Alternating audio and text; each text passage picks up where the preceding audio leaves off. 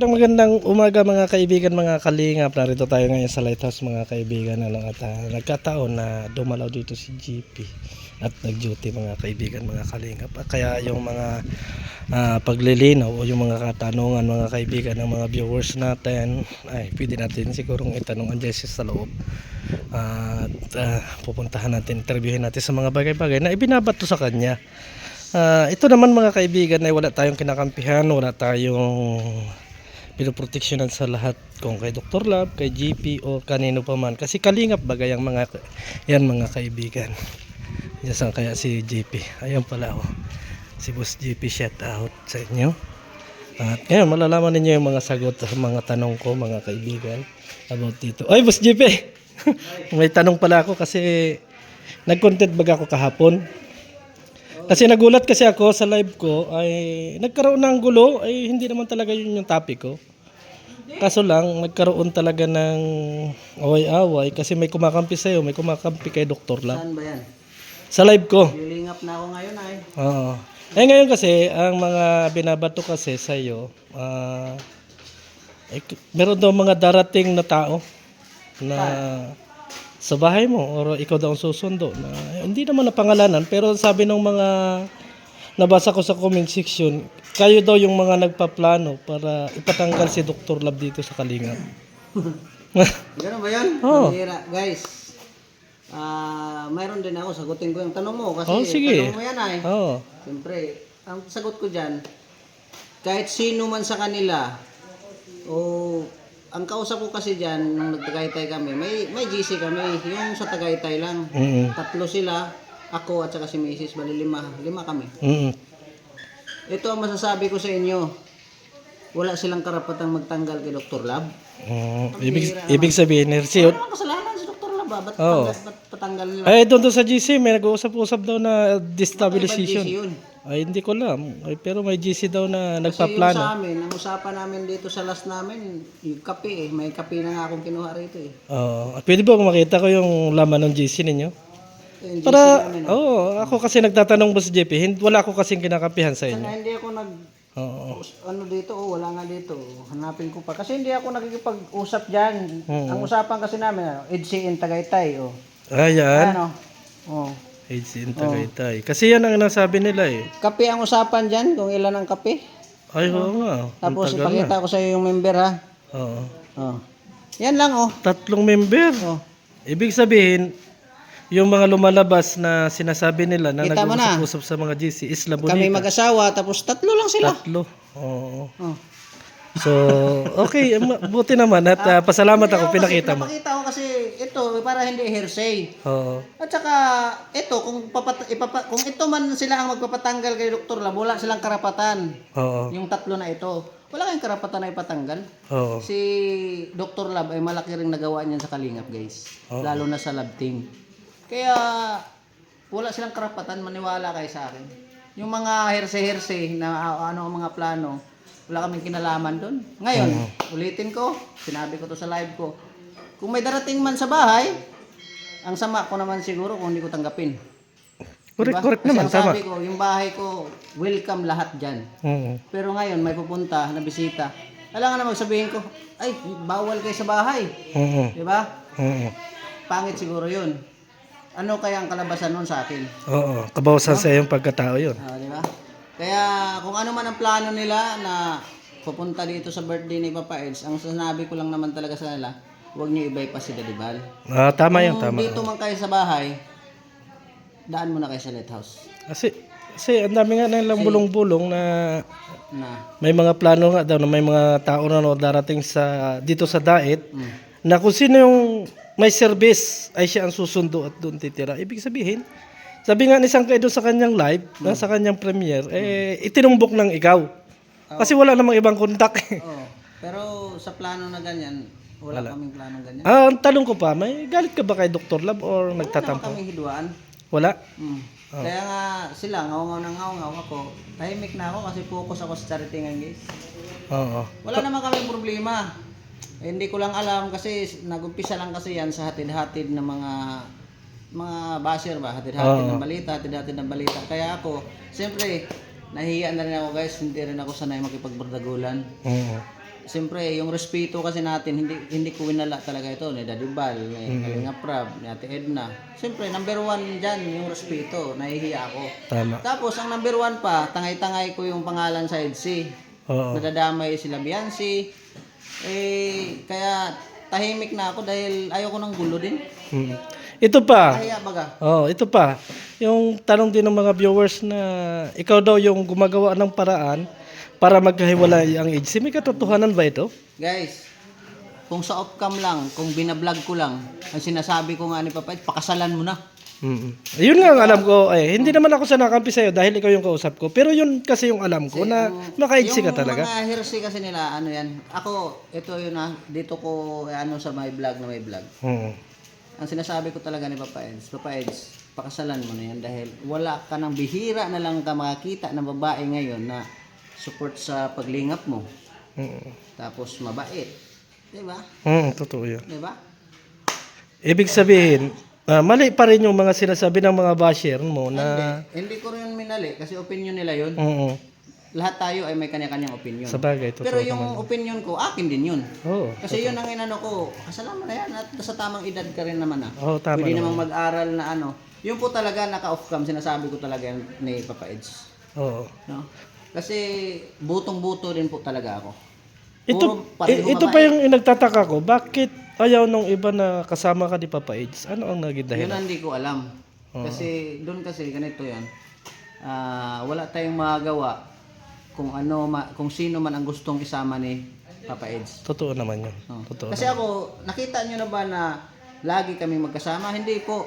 Yung mga vlog ko nung nakaraan na puro ido ang mukha, mga late upload ko po yun. Kaya puro ido, sunod-sunod. Kasi hindi po ako, na naman samantala ng mga upload agad. Yung Tagaytay ko nga, dito na na-upload Di ba? Ganun po tayo. At tandaan nyo po guys, si Papa Eds ay may sariling pag-iisip na yan. Totoo naman. Hindi natin pwedeng makontrol yan. Kung ano ang gusto niya, sinong gusto niya makasama. Pasalamat ako. Pinuntahan pa nga ako sa bahay, kinukumusta dahil nabalitaan niya na ganun. Kaya nag-thankful din ako. Yun po ang dyan, katotohanan na sa lahat. Kasi hindi ko naman sinasabi na maniwala kayo sa akin. Pero yun po ang totoo. No? Advance pa nga tayo sa Bagyo. May bagyo pa Hindi ko talaga. alam kung matuloy kami pero asahan ko na yan na mayroon pa rin masasabi. Pero guys, ito lang po ang masasabi ko. Personal na lakad ni Papa Eds yan. Hindi po love team yan. May sariling lakad si Papa Eds, sinama ako. Nandito lang ako sumuporta kay ni Papa Eds bilang isang kaibigan. Totoo. Anong masama dun? Oo. Wala pong masama dun. Para sa akin, Dito lang, ngayon, dikit daw ako ng dikit. Hindi ako dikit. Agaantay lang po ako kung i-message ako ni Papa Eds. Hindi po ako napupunta dun sa bahay nila kahit hindi ako kailangan. Hindi po ako ganong tao. At saka, ang alam ko, si Papa Eds nag-i-schedule din sa'yo. Ibig sabihin ko na, halimbawa, katulad nung minsan na magkakasama tayo, na nagsabi sa'yo na, Kuya JP, baka pwedeng samahan mo ako kay Nanay Rosa sa ganitong pitsa. Nung sinabi mo na hindi ako pwede. Wala man siya Wala naman kasi gawa, di ba? Yun kasi yung alam ko. Hindi naman sa ibig sabihin na andito ako para back-upan ka. Kasi in-interview kita. Yun lang yung nalaman ko noong tayo magkakasama na andyan si Papa Eds na ganun nga yung situation. At saka nung nagkasama kami rin sa Tagaytay, nauna pa kasi yun sa pag-alis nila sa Singapore ba sila nung nakaraan? Nauna pa kasi yun ang plano namin ni Papa Eds. Kaya ako, nakikiusap talaga ako ni Pading Brooks na siya muna mag-drive kay Daddy Bal. Kasi alam ni Papa Eds talaga, priority ko si Daddy Bal. At saka, ang alam ko nun, nag-schedule si Papa Eds, di ba? Pag mag-message yan si Papa Eds sa akin, Kuya JP, good morning, o magandang gabi, available ka ba bukas? Ganon talaga yan ang message una. Kasi alam niya, nandito ako kay Daddy Bal. So, maganda, Boss JP, nalinawan din natin yung mga kasi naguluhan din kasi ako. Hindi ako kasi nakikimarites sa ganyan, Sa akin naman, balikan natin yung ipatanggal. Wala ko silang karapatan po na ipatanggal si Dr. Love. Kahit kanino man, kahit sino man. Ito, yung mga baser, tingnan nyo si Federico. Totoo yan. Na nga rito, na balahura yan. Natanggap nga, tapos tayo magtatanggal. Hindi po, laging bukas ang pinto. ng Team Kalingap. Totoo yan naman. Walang masamang tinapay kay Daddy Bal, guys. Oo naman. Maniwala ka. At saka ano po yung kasalanan ni Dr. Lab? Tama Ano naman. kasalanan ng Dr. Lab? Brutal na brutal ba? Wala naman. Oo. Ano lang naman yun. Pero doon sa analyze ko kasi, pasensya ka na Boss JP, ano, kasi nga doon sa analyze ko kahapon na ginawa kong reaction video, nakita ko na nagkakaroon talaga ng kampuhan. Pasensya na, no? Kasi merong kampi sa inyong dalawa ni Papa Eds at meron din kay Dr. Lab. Eh, ganun talaga. Oo. Sabi ko nga sa'yo, yung mga viewers, basher o ano maman, may kanya-kanyang opinion yan. Oo. Siyempre, kung alam nila na tama ka, doon sila. Kung alam nila mali, wala sila. Opinion na po nila yun. Wala na tayong magawa. Ako, nabas din ako doon sa content ko kasi parang sinasabi doon na pinagtatakpan kita at lagi kitang nakakausap. Ano yung pananaw mo na masasabi mo about doon sa sinabi nila na nagkakaroon tayo ng parang pag-uusap about dito? Parang sinasabi nila na Ang nag-vlog sa akin eh.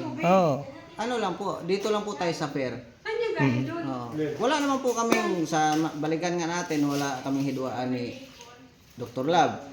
Pangalawa, yung tatanggalin. Ako mismo ang magsasabi.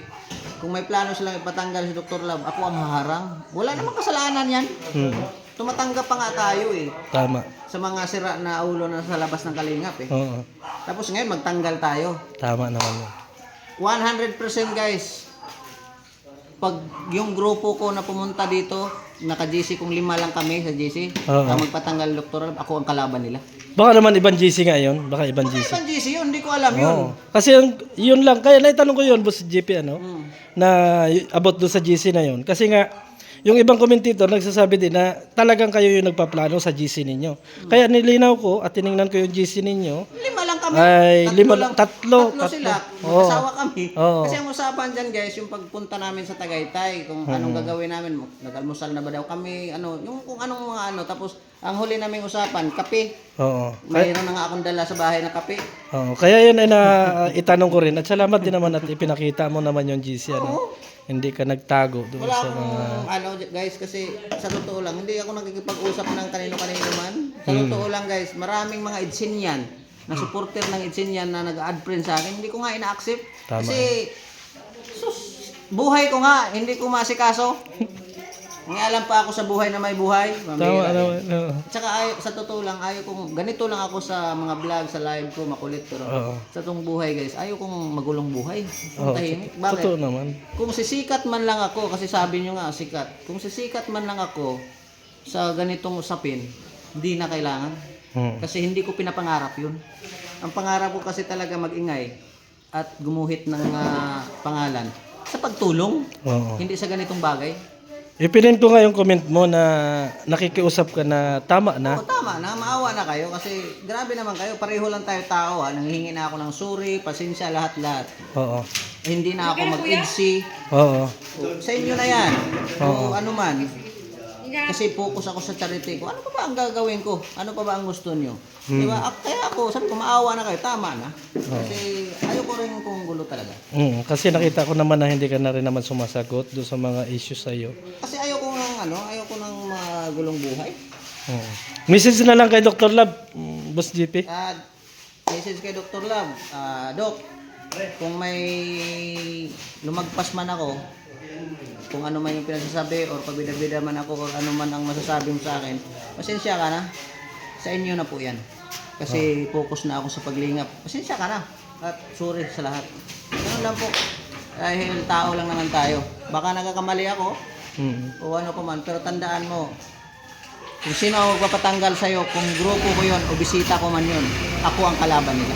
Ayun, salamat Boss GP. Ano? Ano po yun? Totoo yan po, mga sinasabi ni Boss GP. Kasi wala namang, bakit niya ipatanggal? Ano ba ang dahilan? Sa ganong usapin? Madali lang yun. Kaya tahimik na nga tayo dahil tapos patanggal. Ako ang makakalaban talaga nila kung ikaw patanggal. Oo. Ganun po yun. Ibig sabihin, okay kayo ni Dr. Lab. Wala namang problema. Oo. Salamat. Wala na siya, hayaan mo lang si Dr. Lam, magngawa ng ngawa. Oo. Oo. Kasi ako, lalo na pagkatapos nito, punta kami Manila bukas, tapos Hong Kong. Siguro, pagbalik nilang Hong Kong, saka ko pupuntahan yung lilingapin ko. Meron akong project guys. Yan na yung plano mo talaga. Oo. lingap talaga ako, tuloy-tuloy ako. Kasi wala nang makapagpigil sa akin eh. Kasi sabi ko nga, baka ito na yung dahilan para babalik na ako sa pagtulong talaga. Oo. Pero ang kagandahan, kasama mo si Papa Eds pa minsan-minsan, di ba? Pag mag-message siya, Pag mag-message oo, lang kasi siya. ang sabi ko nga, Papa Eds, ito ang huwag mong kalimutan. Kung focus man ako sa pagtitarity ko, huwag mong kalimutan. Kung kailangan mo ako, message mo lang ako. Ganon din naman dito sa Lighthouse, di ba? Pag kailangan ka, message ka. Dadibal, pag kailangan ako, kasi siyempre, hindi na talaga ako nakapokus dito kay Dadibal guys. Dahil, paano tayo maglingap? Tama naman yun kasi nandito naman kami na nagdadrive din kay Kuya Bal. Andiyan na si Marky din. Di ba? Pero sa pagmamalalayo ay Sa talagang mga mahabaan na biyahe, gaya niyan, bukas pa Maynila kami, matik yan. ikaw talaga yung inaano kasi nga alam-alam yung lugar. So maraming salamat Boss JP. Thank you rin sa iyong pagtitiwala at pinakita mo yung GC mo. Thank you rin doon sa mga itinanong ko sa iyo. So para sa akin tama yung decision mo. Ayun, ang ano ko rin, sana malinawan ng lahat at matigil na kasi ganito kasi yun, ang nakakaya kasi dito, damay ang love team eh. Totoo yun. Yun ang, sabi ko, di baling babatikusin nyo ako, wag lang yung idamay ang EDSI. Kasi, Nasasaktan ka. tingnan nyo na anong nangyari. Walang EDSI. pelikula. Oo. Ibig sabihin, batikusin na ka sa anumang bagay, okay lang. Ibas nyo na lang ako. Kung gusto nyo ibas, wag nating idamay ang EDSI rito.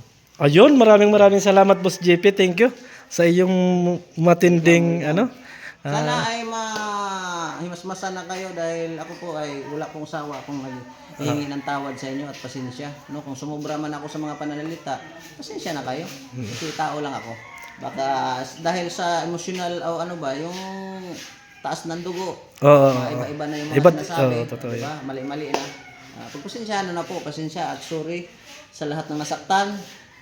Sa mga basher naman, sana magbago na kayo at pareho-pareho lang tayo ng kinakain, bigas. Oo. Ito Boss JP, walang edit to kasi Wala. diretso upload na to, hindi ko na talaga. Yan po mga sagot ko kasi yan ay kung ano po yung totoo.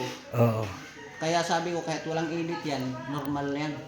So maraming salamat at napahaba na yung aking content.